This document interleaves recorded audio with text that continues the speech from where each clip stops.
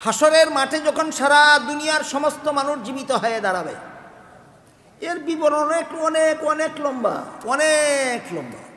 এক হাদিসে রাসূল করিম সাল্লাল্লাহু আলাইহি ওয়াসাল্লাম বলেছেন, হাসরের মাঠে আল্লাহ একটা আদম সন্তানকেও ছেড়ে দেবেন না 5টা প্রশ্নের জবাব না দেওয়া পর্যন্ত। আপনারা বহুবার শুনেছেন, 5 প্রশ্নের প্রথম প্রশ্ন হবে দুনিয়ার জীবন কোন কাজে বিলীন করেছ, 2 নম্বর প্রশ্ন হবে যৌবনকালে কি করেছ, 3 নম্বর প্রশ্ন হবে দুনিয়ার জীবনে যত সম্পদ উপার্জন করেছ হালাল উপায়ে করেছ না হারাম উপায়ে করেছ, 4 নম্বর প্রশ্ন হবে দুনিয়ার উপার্জিত সম্পদ হালাল কাজে খরচ করেছ না হারাম কাজে খরচ করেছ, 5 নম্বর প্রশ্ন হবে আল্লাহর হুকুম নবীর তরিকা যে পরিমাণ জানতে পেরেছ তার মধ্যে কি পরিমাণ আমল করেছ। রাসূল বলেন 5টা প্রশ্নের জবাব না দেওয়া পর্যন্ত একটা আদম সন্তানকেও নড়াচড়া করতে দেওয়া হবে না, ঠাই জায়গায় দাঁড়িয়ে থাকতে হবে 50,000 বছর। 50,000 বছর আসরের মাঠে দাঁড়িয়ে থাকতে হবে।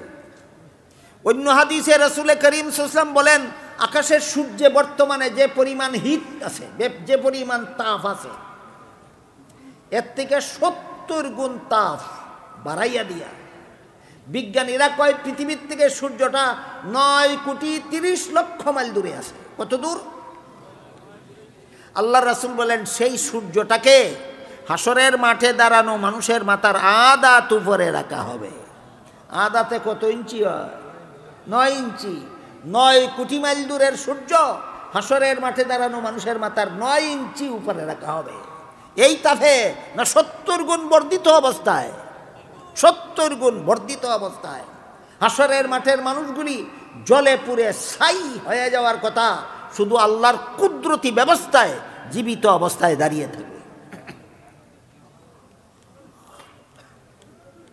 হাসরের মাঠে মানুষগুলি দাঁড়াবে, 3 দল মানুষ 3 ভাবে দাঁড়াবে।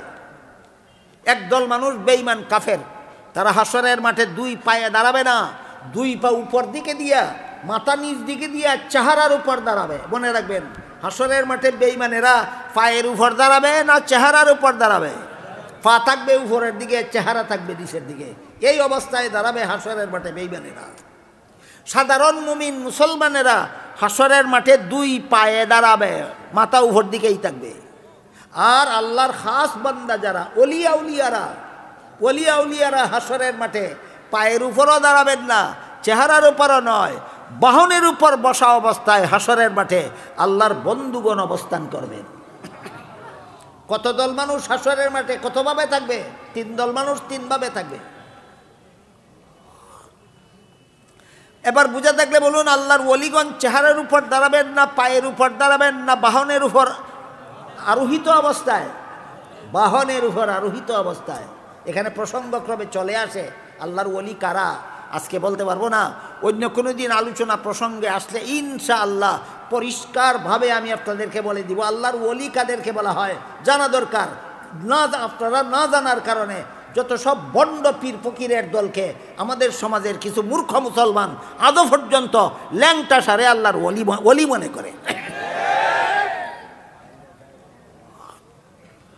এই রকম ভয়াবহ অবস্থায় হাসরের মাঠের মানুষ দাঁড়ানো অবস্থায়, হাসরের মাঠের ভয়াবহ অবস্থা সহ্য করতে পারবে না মানুষ, কিন্তু বিচার কাজটা সমাধা করে দেওয়ার জন্য আল্লাহর কাছে বলার সাহস নাই কোনো মানুষের। তাই হাসরের মাঠের মানুষগুলি প্রথমে আদম আলাইহিস সালামকে অনুরোধ করবে, বলবে আপনি আল্লাহর কাছে সুপারিশ করে দিন, যারা জান্নাতে যাওয়ার যাবে, যারা জাহান্নামে যাওয়ার যাবে, কিন্তু আল্লাহ যেন হিসাব নিকাশের কাজটা সমাধা করে দেন।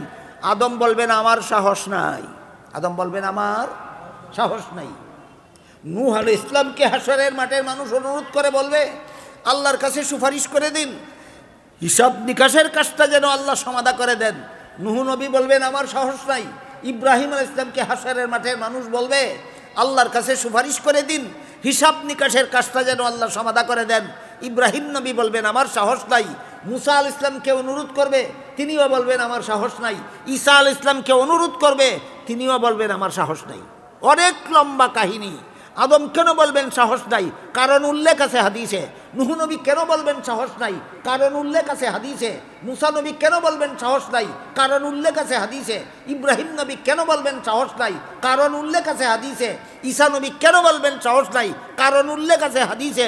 ওই কারণগুলি বলতে গেলে আজকের সময়ে শেষ হবে না। এই জন্য আপাতত শুধু এতটুকু মনে রাখুন, এক একজন নবী এক একটা কারণ দর্শাইয়া বলবেন এই কারণে আমার সাহস নাই। তোমাদের হিসাব শুরু করার জন্য আল্লাহর কাছে সুপারিশ করার সাহস নাই। সর্বশেষে ঈসা নবী হাসরের মাঠের মানুষকে একটা পরামর্শ দেবেন। বলবেন, হে হাসরের মাঠে দাঁড়ানো মানুষেরা শুনো, আজকে আর কোনো নবীর সুপারিশে আল্লাহ হাসরের মাঠের হিসাব নিকাশ শুরু করবেন না, একমাত্র মুহাম্মদুর রাসূলুল্লাহর সুপারিশ ছাড়া। এবার বুঝে থাকলে বলুন তো, হাসরের মাঠে আল্লাহ হিসাব নিকাশ শুরু করার জন্য কোন নবীর সুপারিশের দরকার হবে কি না? হবে। কোন নবীর? একমাত্র আমাদের নবী মুহাম্মদুর রাসূলুল্লাহর সুপারিশে আল্লাহ হাসরের মাঠের মানুষের হিসাব নিকাশ। কোন নবীর সুপারিশ সেদিন এই ব্যাপারে কোন নবীর সুপারিশ গ্রহণযোগ্য হবে না, একমাত্র মুহাম্মদুর রাসূলুল্লাহর সুপারিশ হবে গ্রহণযোগ্য। এই জন্য এক হাদিসে আল্লাহ রাসূল বলেছেন, হাসরের মাঠে আমি নবীগণের উদ্দেশ্যে ভাষণও দেব, নবীগণের পক্ষে সুপারিশও করব। হাসরের মাঠে আমাদের নবী নবীগণের পক্ষেও সুপারিশগার হবেন। কাজেই অন্তত হাসরের মাঠের হিসাব নিকাশ শুরু হওয়ার জন্য আল্লাহ যে আমাদের নবী ছাড়া আর কোনো নবীর সুপারিশ গ্রহণ করবেন না, একমাত্র আমাদের নবীর সুপারিশে হাসরের মাঠের হিসাব নিকাশ শুরু করবেন, এটা কি আমাদের নবীর শ্রেষ্ঠ মর্যাদার প্রমাণ নয়?